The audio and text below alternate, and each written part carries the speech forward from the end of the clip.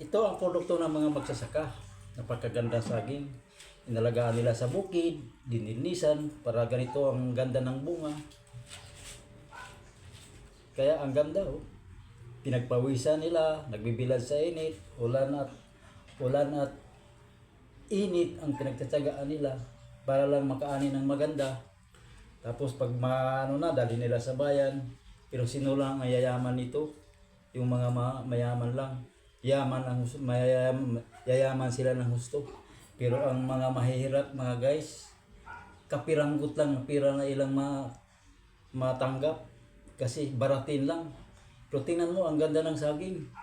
Kaya saludo ako sa mga magsasaka, guys. Saludo ako kasi nadanasan ko na rin yan. Ang hirap ng buhay ng bukid.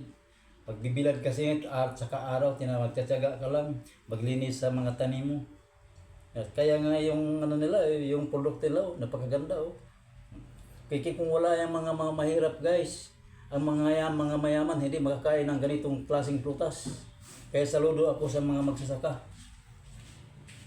Babuhay ang mga magsasaka.